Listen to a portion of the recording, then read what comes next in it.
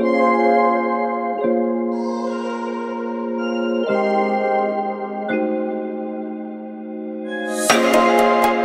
ich bin die Tabea aus Erlangen, Mixed Media Artist, und ich freue mich, heute hier sein zu dürfen, um euch die neuen wasservermalbaren Ölfarben Norma Blue von Schminke vorstellen zu dürfen.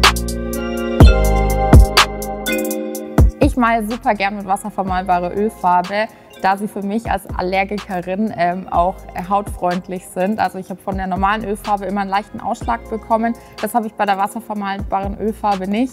Und ich habe auch Haustiere daheim, und da ich nur ausschließlich zu Hause in meiner Wohnung male, ist es halt perfekt, wenn der Geruch nicht die ganze Zeit in der Wohnung hängt. Zum Einstieg habe ich mir Einzeltuben gekauft, da ich die Farben schon kenne, da die identisch mit der Norma Professional sind.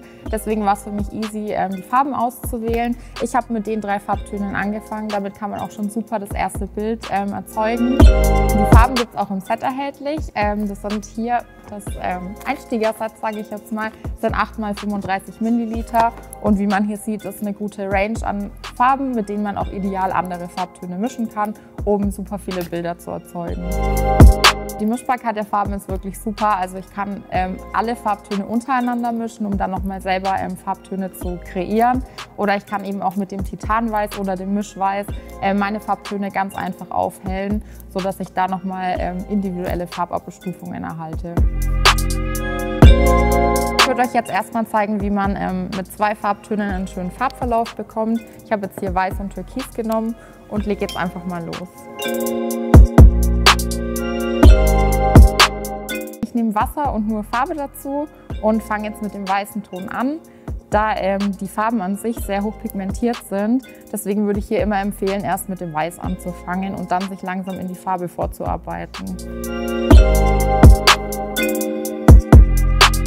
Ich fange an mit Weiß und mache dann peu à peu immer ein bisschen mehr Farbe dazu, um dann am Schluss auch das gewünschte Ergebnis zu bekommen und nicht zu viel Weiß zu verbrauchen, weil wir am Anfang schon den weißen Farbton eben haben.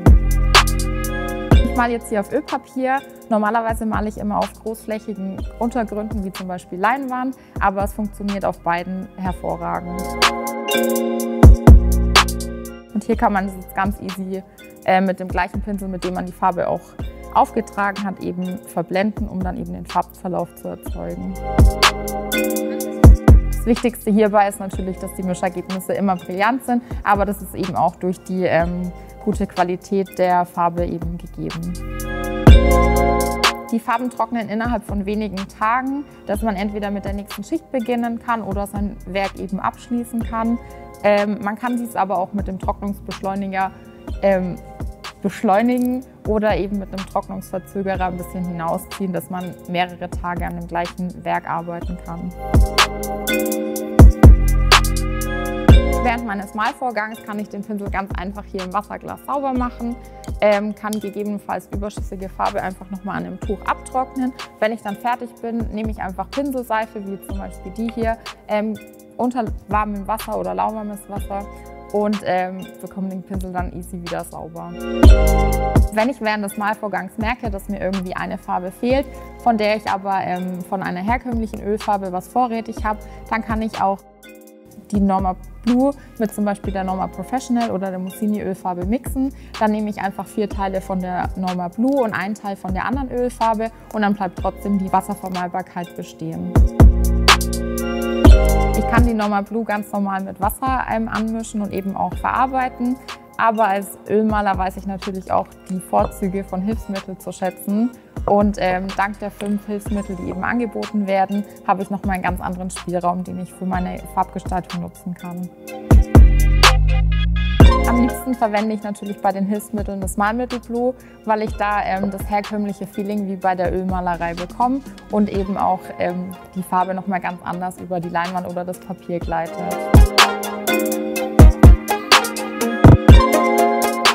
Wenn ich die Trocknungszeit meines Bildes verlängern will, dann kann ich das Medium 2 nehmen, und dadurch verlängert sich nochmal meine Trockenzeit. Besonders wichtig, wenn ich irgendwie mehrere Tage an einem größeren Bild arbeite, wo ich genau weiß, dass ich das an einem Tag nicht schaffe. Genauso kann ich aber auch die Trockenzeit verkürzen. Gerade bei Hintergründen ist das, finde ich, besonders wichtig, Wenn man weiß, dass man eine neue Schicht irgendwann aufträgt, dann nehme ich hier das Medium 3 und dadurch kann ich auch schneller wieder an meinem Werk weiterarbeiten. Es gibt noch 2 weitere Malmittel für die Norma-Blue, und zwar ist es einmal das Lasur- und Glanzmedium. Damit kann ich eben lasieren oder den Glanz meiner Farbe erhöhen.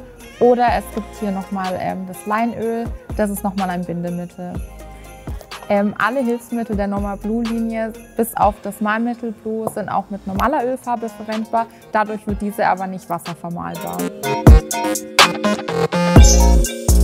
Am besten bleibe ich einfach sortenrein und verwende die Norma-Blue Farben auch mit den dazugehörigen Norma-Blue Hilfsmitteln.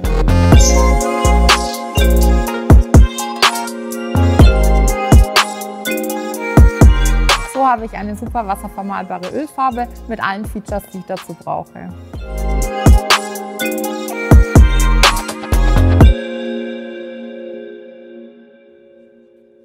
Ich hoffe, es hat euch Spaß gemacht. Alle weiteren Informationen zu den veganen wasservermalbaren Ölfarben von Schmincare findet ihr auf deren Webseite.